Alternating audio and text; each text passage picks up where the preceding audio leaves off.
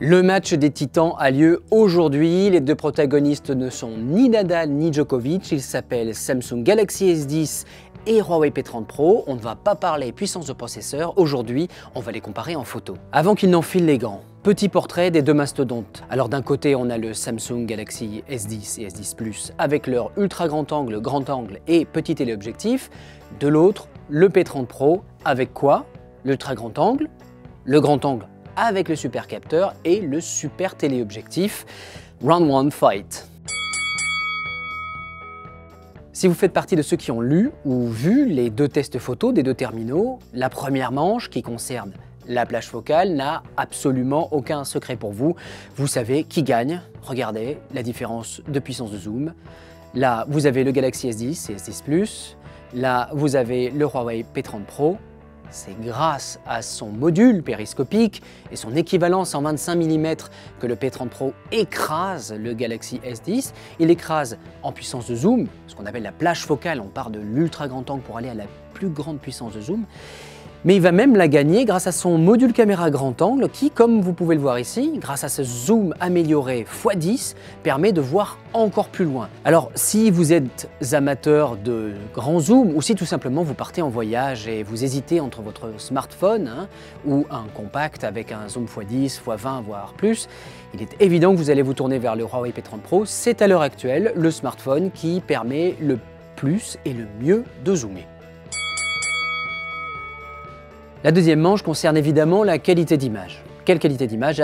Dans cette manche, on va juste parler de la qualité d'image en plein jour et on va même détailler, on va parler de la qualité d'image en plein jour de chacun des trois modules caméra. Alors sur l'ultra grand angle, qui sont équivalents, ce sont deux équivalents 16 mm, l'avantage est de manière assez surprenante à Huawei.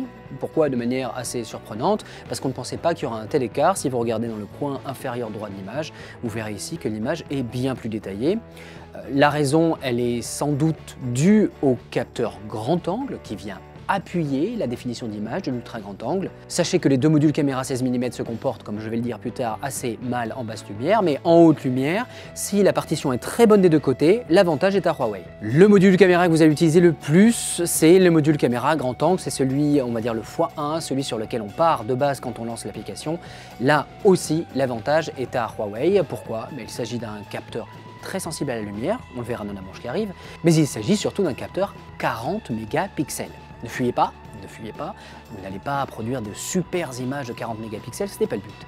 Les 40 mégapixels sont ici conçus pour faire du pixel binding, c'est-à-dire que chaque pixel de l'image finale, qui ne fait que 10 mégapixels, utilise des informations de 4 photosites.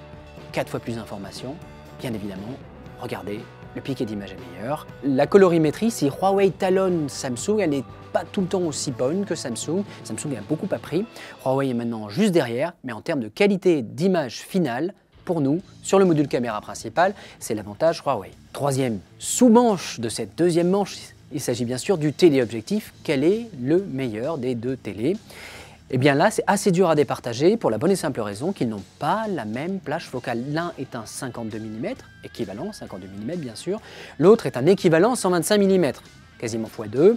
Si on regarde en détail, et dès que la lumière se fait un tout petit peu la malle, eh bien là l'avantage il est du côté Samsung. Pourquoi? La couverture angulaire est plus large, on récupère plus de lumière, il souffre donc moins rapidement quand le soleil passe en dessous de l'horizon. Huawei, Samsung, 2 à 1, on réduit tout. La qualité d'image, l'avantage est à Huawei. Troisième manche, la qualité des images en basse lumière, en intérieur, quand le soleil n'est plus là.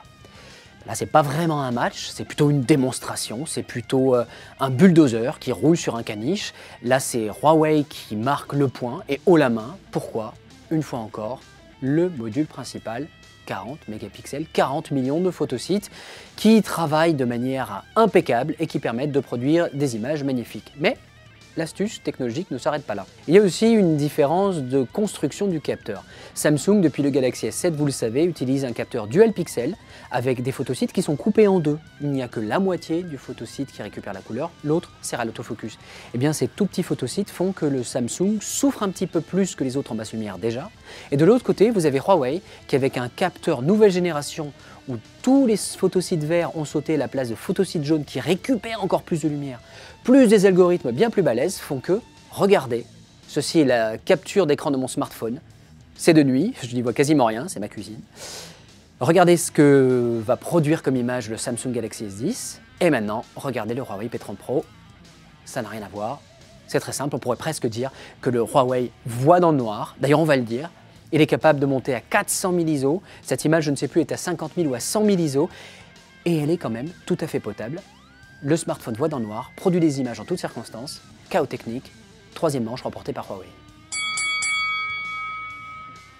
Quatrième manche qui est très important pour vous, qui est bien sûr l'autofocus. Vous voulez avoir des images nettes en toute situation. Et les constructeurs de smartphones se sont battus pendant très longtemps pour arriver à un résultat satisfaisant.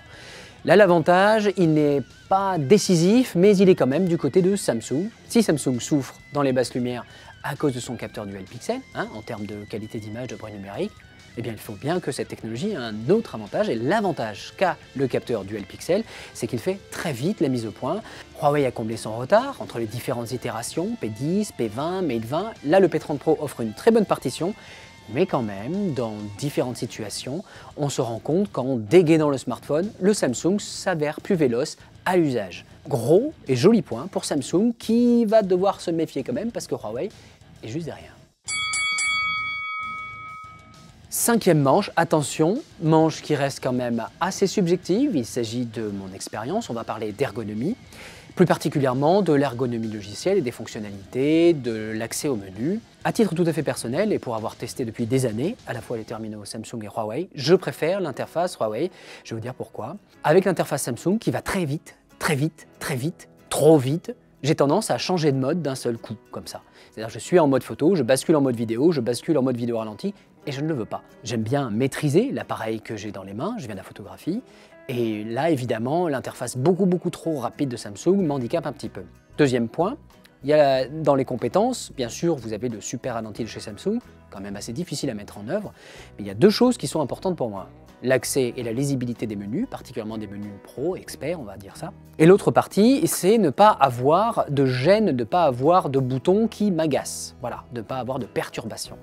Et bien chez Samsung, j'ai Bixby, et il y a ce satané bouton Bixby sur lequel j'appuie sans faire exprès plusieurs fois, et ça m'agace. Et il y a les menus qui sont présentés de manière assez linéaire. C'est un bloc blanc, c'est pas très bien hiérarchisé, alors que du côté de Huawei, il n'y a pas ce bouton qui vient vous lancer un assistant à n'importe quel moment.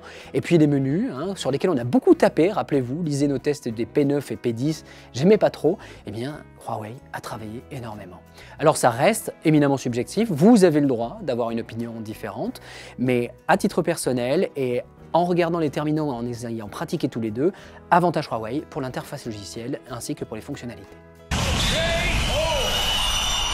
Après plus de 4 voire 5 années à avoir trusté la première place de notre classement, à avoir été notre marque de référence en matière de photos chez les smartphones, Samsung se fait clairement détrôner par Huawei. Alors attention, les fans de Samsung, je ne veux pas vous énerver, il s'agit en rien d'un terminal qui soit mauvais, la partition est très bonne, et jusqu'à l'annonce du P30 Pro, c'était même, selon nous, le meilleur avec son ultra grand angle et téléobjectif modéré. Mais là, Huawei arrive et fait vraiment très fort, Huawei ne copie personne, arrive avec des technologies incroyables, photo de nuit, super téléobjectif, une très grande rapidité quand même, de très belles couleurs, quasiment en toute situation, c'est vraiment très bon. Alors si vous avez eu la chance d'avoir les deux terminaux dans les mains et si vous avez une interprétation personnelle, notamment dans la cinquième manche en termes d'ergonomie, n'hésitez pas à nous faire part de votre remontée, peut-être des éléments sur lesquels moi je n'ai pas assez mis l'emphase et de votre pratique de la photo ou de la vidéo qui sera très différente. En tous les cas, les deux gros poids lourds se sont affrontés et après 5 rounds, le verdict est clair, l'avantage est à Huawei. Samsung a toujours bien sûr son côté snappy, cette rapidité de mise au point, mais dans quasiment tous les domaines, Samsung est dépassé. Le king du king de la photo, c'est le P30 Pro.